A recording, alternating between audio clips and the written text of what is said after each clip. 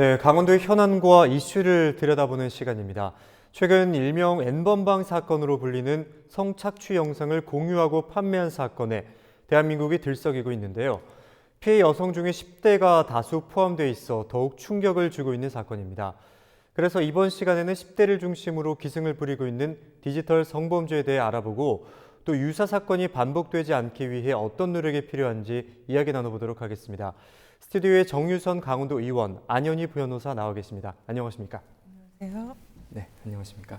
먼저 의원님, 네. 참 대한민국을 충격에 휩싸이게 한 N번방 사건입니다. 일반 여성뿐만 아니라 미성년자를 대상으로 성착취한 사건이고 이들의 개인정보를 빼내서 신상정보 공개를 빌미로 복종할 수밖에 없게끔 만든 사건인데요. 참 이런 인간이길 포기하는 잔혹함과 잔인함에 대한민국 국민들이 공분하고 있습니다. 먼저 사건에 대해서 짚어주시죠. 네. 지금 말씀하신 대로 그 N번방 사건이라는 이름으로 알려지고 있는 이 사건은 네. 2018년 하반기부터 텔레그램에서 유통되기 시작한 부분들인데요. 이게 이제 N번방이라고 하는 게 네. N번방 하나가 있는 것이 있고 뭐 박사방 하나만 있는 것이 아니라 1번부터 2번, 3번, 4번 이렇게 8번까지 있어서 그냥 N번방이라는 이름을 붙였고요. 네. 그리고 또 박사가 운영하는 방은 또 박사방이라고 하고 있습니다. 근데 이제 시초를 살펴보면 1999년에 그 대한민국 가입자가 한 100만 명 정도 되는 음란물 사이트였던 소라넷이라고 있었어요. 네. 이 소라넷을 없애기 위해서 많은 여성 단체나 이런 곳에서 노력을 했었고 그게 이제 2016년에 폐쇄가 됩니다. 네. 이 2016년에 소라넷이 폐쇄되자 갓갓이라는 사람이 네. 소라넷의 계보를 잇겠다고 하면서 또 인터넷에 또 다른 이렇게 음란물 사이트를 만들기 시작합니다. 그래서 이제 갓갓이 2019년 전까지 이런 식으로 N번방이라는 번호의 방들을 만들어서 음란물을 유포했었고 이분이 이제 이 사람이 2019년 2월까지 활동을 하다가 그 켈리라는 사람에게 또 물려줘요. 자기는 이제 이 부분이 이제 체포도 되고 활동을 하다가 이랬던 것이 이제 켈리 같은 경우도 이번에 이제 사이버 수사대에 검거가 됐고요. 그리고 박사가 또 N번방과 더불어서 이제 박사방이라는 것을 운영하게 되죠. 근데 이제 문제가 되는 것은 사실은 이제 N번방 가해자들은 그 피해자들의 성착취 영상을 올리는 것뿐만이 아니라 이들의 신상 정보를 캐서 피해자들을 협박하고 그 자기 스스로 자해를 하도록 하고 더더군다나 그 피해자 중에 16명 이상이 미성년자여서 그 사회적으로 굉장히 그 심각성을 누구나 느끼게 되었고 가해자들 역시도 같이 이제 운영진에 들어가 있는 사람들조차도 10대가 굉장히 많고 네. 10대에서 20대가 많은 수를 차지하고 있어서 사회적으로 굉장히 놀라움을 금치 못하는 사건이 되어 있습니다. 참 극악무도하고 눈으로도 보고도 믿을 수가 없는 현실인데요. 네. 또 이런 텔레그램 방이 해외 서버를 두고 있어서 압수수색 등 이러한 수사에 어려움도 있다고 들었는데 여기에 가해자들을 검거하는 데 결정적인 역할을 한 게 강원지방경찰청이라고 이야기를 들었습니다. 네네. 텔레그램 N번방의 실체를 최초로 밝힌 분들은 이제 강원지방경찰청 사이버 수사대 네. 경찰관 분들인데요. 이분들도 그 강원도 내에 있는 이제 컴퓨터 공학부 아마 그 동아리 학생들로 구성된 네. 그 추적단 불꽃이라고 하는 이제 동아리가 있습니다. 네. 이 동아리에서 아마 탐사 취재를 공모전에 이제 응모하기 위해서 일종의 이제 조사를 하는 과정에서 N번방의 실체를 알게 되었고 자신들이 직접 탐사 취재를 해서 이러한 결과를 강원지방경찰청 사이버 수사대에 넘겨줘서 이 사이버 수사대에서 수사를 할 수 있는 단초를 마련했다라고 하고요. 네.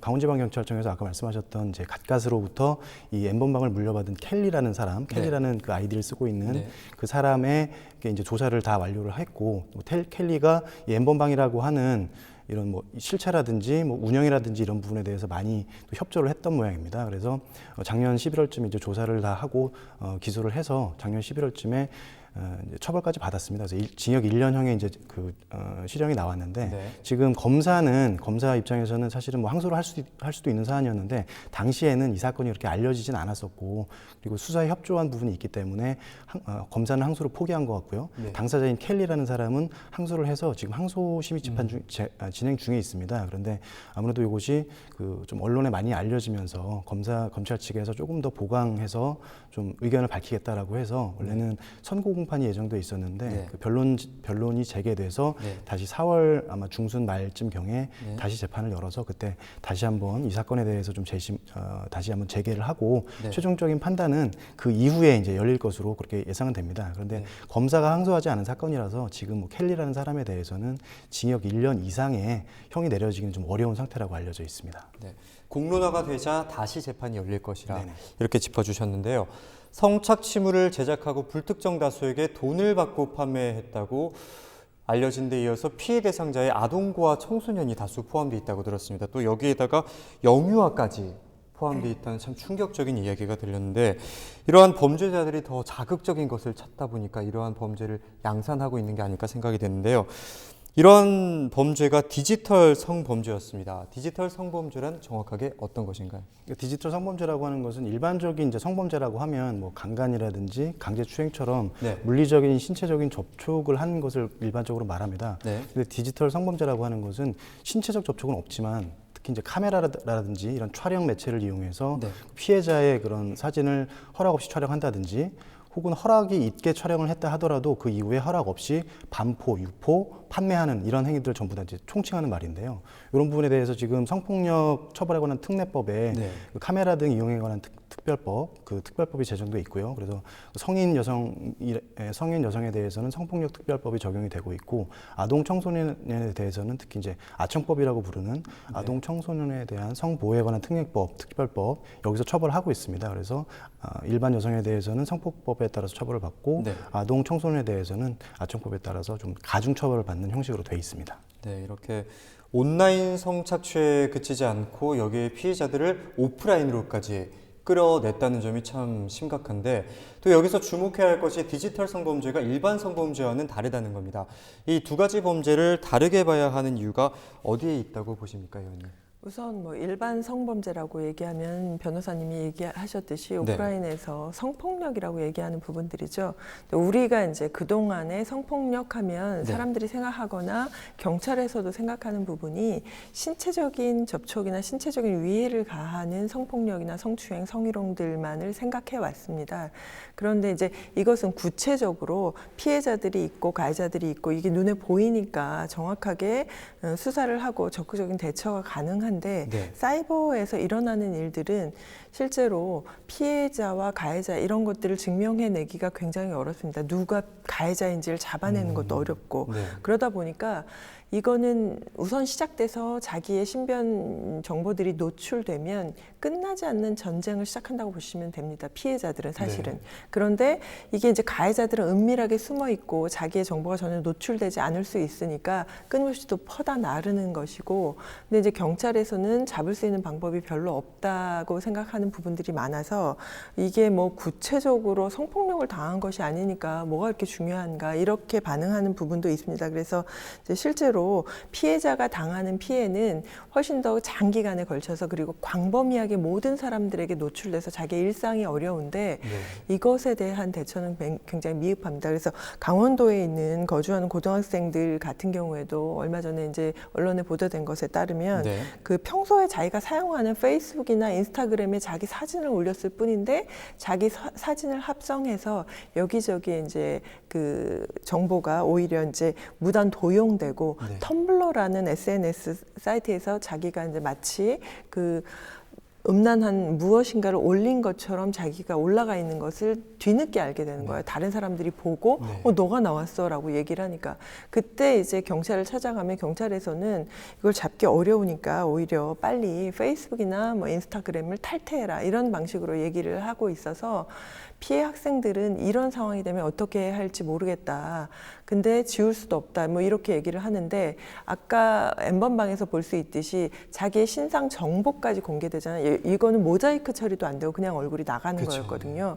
그런 경우에는 진짜로 가해자들이 협박을 했을 때 꼼짝없이 당하게 되는 부분이 생깁니다. 그래서 오히려 이 부분과 관련해서는 N번방 같은 경우에 아까 얘기한 불꽃 추적단이 지난 9월에 이미 보도를 한번 했고요. 한겨레 신문에서 11월에 보도했을 때 언론이나 경찰에서 훨씬 더 적극적 대응을 했으면 지금 사태까지 오지 않았을 것이라고 얘기하듯이 조금 더 적극적인 수사와 언론에서의 적극적인 대처가 좀 필요하다고 생각합니다. 네, 말씀하신 것처럼 합성을 한 이른바 딥페이크 네. 이러한 범죄도 기승을 부리고 있어서 참 문제가 되는데, 그런데 아동 청소년이 등장하는 이 불법 음란물을 유통하고 이득을 챙긴 끔찍하고도 충격적인 사건이 1심에서 가해자에게 말씀하신 것처럼 징역 1년이 선고됐습니다. 말씀하신 것처럼 켈리 32살 신모 씨는 징역 1년을 선고받았는데 이마저도 항소를 했고요. 또 왓치맨 38살 전모 씨는 수원지방법원에서 현재 재판 중에 있고, 참 이러한 처벌이 너무 가벼운 게 아니냐, 사법부의 방관이 이러한 범죄를 키웠다, 이런 말까지도 나오고 있는데, 실제 디지털 성범죄 처벌 규정 기준은 어떻게 되는 겁니까?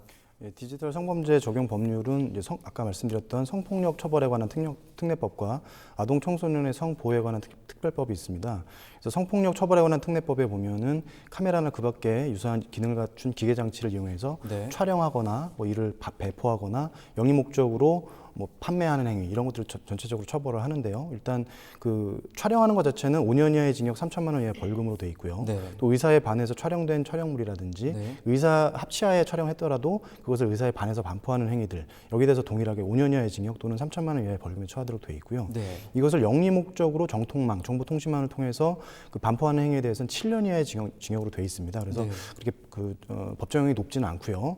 그런데 이것이 이제 아동 청소년을 이용한 음란물로 넘어가게 되면은 그 제작, 수입, 수출 여기에 대해서 무기징역 또는 5년 이상의 유기징역이 가능하도록 되어 있습니다. 그러니까 지금 붙잡힌 그 조주빈 같은 경우에는 그 제작한 사람으로 볼 수 있다면 무기징역까지도 선고가 가능한 사안이고요. 네. 또 이것을 영리 목적으로 대여, 배포, 제공하는 경우에는 10년 이하의 징역, 또 영리 목적이 아니더라도 배포, 제공, 전시, 상영한 경우에 7년 이하의 징역.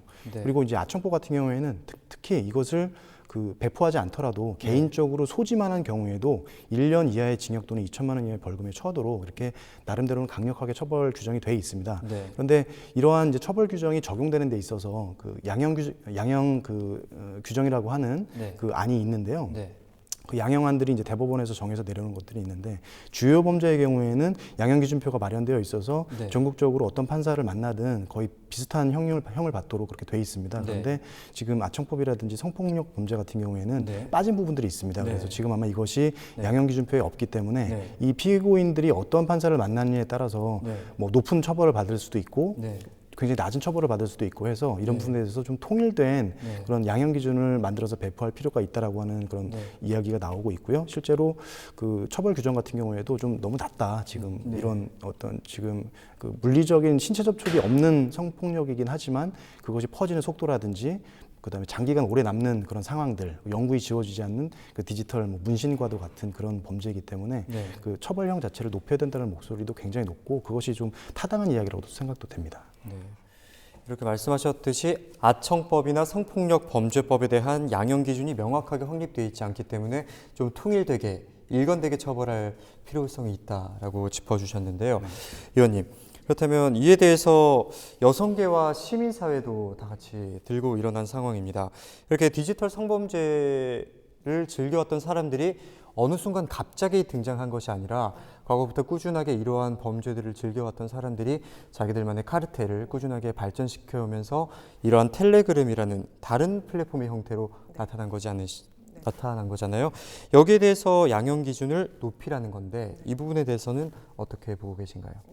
뭐 앞에서도 말씀하셨고 지금 사회자께서도 말씀하셨듯이 실제로 이 성범죄라고 하는 것, 그리고 디지털 성범죄라고 하는 것이 뭐 오늘 갑자기 생긴 것은 아닙니다. 지속적으로 있어 왔고, 우리가 그동안 굉장히 많은 연예인이나 이런 사람들의 또 이제 그 성관계 동영상들이 또 유포되고 그러면서 한 사람의 인생을 무너뜨리는 것을 많이 보셨을 거라고 생각합니다. 네.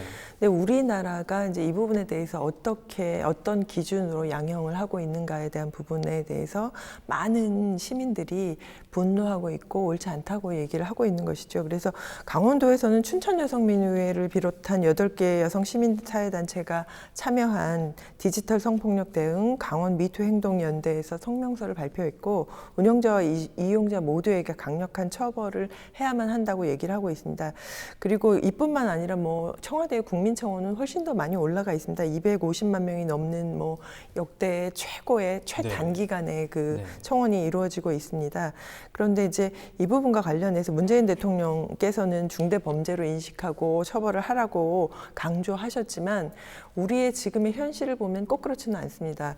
그 앞에서 얘기하셨던 갓갓이라고 있지만 그 전에 다크웹이라고 네. 그 국제적인 그 아동 음란물 사이트가 있었습니다. 네. 이 경우에는 이제 그 세계적인 최대 규모였고 아동 성착취물 사이트였던 운영자가 구속이 돼서 실형을 지금 살고 있습니다. 그런데 놀랍게도 이 손정은이라는 이 운영자가 1년 6개월의 실형을 받습니다. 그래서 이 부분이 너무 적다고 네. 이미 제 홍원이 한번 올라갔던 상황인데 다음 달 4월 27일이면 출소를 합니다.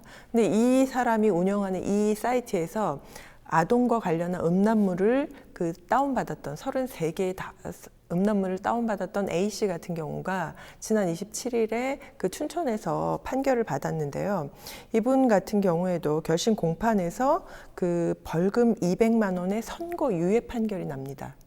선고유예라고 하는 것은 이거는 거의 무죄와 비슷한 상황이 되는 거거든요. 네. 벌금이 200만 원에 처하는 정도의 낮은 정도의 처벌이었음에도 불구하고 이것을 재판으로 가서 선고유예를 받아낸 것이죠. 그러면 이런 경우에 이제 똑같은 경우에 미국에서 이 다크웹이라는 사이트에서 음란물을 다운받았던 아동과 관련한 음란물을 다운받았던 미국인은 징역 15년을 선고받아서 지금 징역을 살고 있습니다. 네. 그러니까 이 이유가 네. 벌금 200만 원조차도 선고유예가 난 이유는 초범이고 반성한다라고 해서였거든요.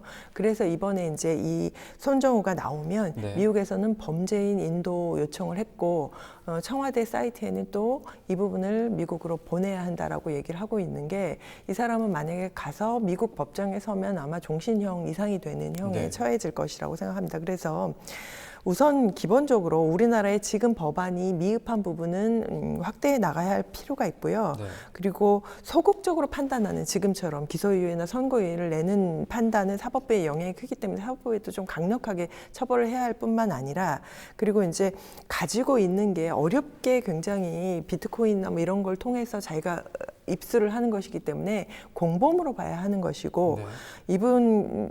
분들 성폭력에 대한 피해자라고 했을 때 신상공개나 신상고지 명령서를 항상 부착해서 피해자들은 끊임없이 자기의 영상이 죽을 때까지 떠돌아다니는 거에 비해서 피의자들은 전혀 아무 피해를 입지 않고 있습니다. 그래서 이 부분을 좀 해결할 필요가 있다고 생각합니다. 참 피해자들이 죽고 나서도 유작으로 떠도는 경우가 네, 참 있습니다. 많아서 상당히 안타까운 자살하는 경우도 상황인데, 굉장히 많습니다. 그렇죠. 그래서. 정말 심각한 사항이 아닐 수가 없는데 또 그 밖에도 조명되지 않은 고통들도 상당히 많지 않습니까? 네.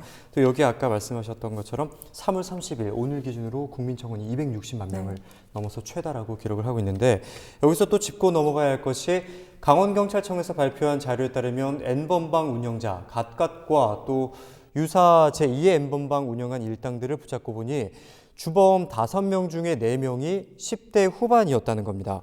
이렇게 제대로 된 가치관이 형성되기도 전에 이러한 청소년들을 대상으로 한 10대 범죄가 일어나는 경우가 어디에 있다고 보십니까? 사실은 뭐 이게 우리가 조주빈이나 뭐 아까 손정우를 얘기를 하면 정신병자, 뭐 아주 극악무도한 인간 뭐 이렇게 생각을 하시지만요. 우리 주변에 있는 일상적인 사람들이 이렇게 되는 것이지 그런 사람이 따로 있다고 보시면 안 됩니다. 그래서 이제 얘기했듯이 이번 N번방 같은 경우는 더 놀랍게도 운영자를 잡고 보니까 아이디를 태평양이라고 쓰고 태평양 원정대라는 또 다른 방을 만든 친구는 16살이었어요.